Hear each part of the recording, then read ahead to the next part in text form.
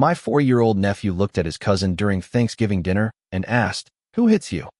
It happened during Thanksgiving in Paris, in my sister's old apartment overlooking the Seine. The air smelled of roasted chestnuts and thyme.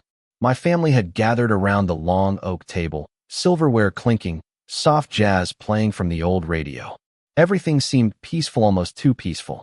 My nephew, Louis, was sitting between his parents, swinging his tiny legs under the chair. Across from him was my daughter, Elise, who was unusually quiet that evening. Normally, she was all laughter and stories, but that night she just pushed her mashed potatoes around her plate, avoiding everyone's eyes. The adults were lost in small talk, work, travel, and the price of wine.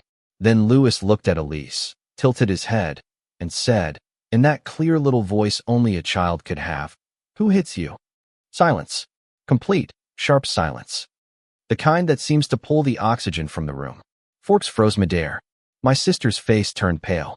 My heart began to race so violently I could hear the pulse in my ears. Elise looked at me for a moment, her eyes wide, uncertain. Then she looked down again, her small hands trembling slightly. I wanted to speak, to ask her, to demand an explanation, but I couldn't.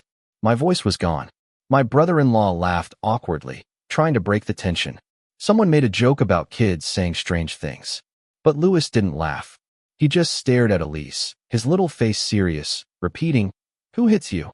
I felt the walls closing in. My thoughts scattered. I tried to remember every bruise, every flinch, every moment Elise had turned away when I reached for her.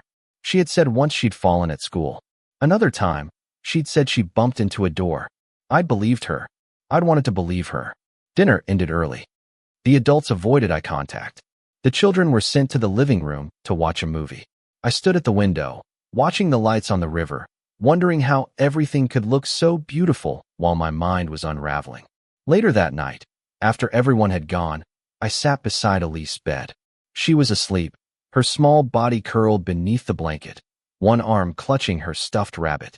A faint bruise marked the edge of her shoulder. I hadn't seen it before. The city outside was alive, the hum of cars, laughter from nearby cafes, the faint notes of a violin floating through the street. But inside, it felt like the world had stopped. I realized then that truth doesn't always shout.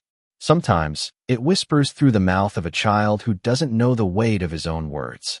And once you hear it, you can never unhear it.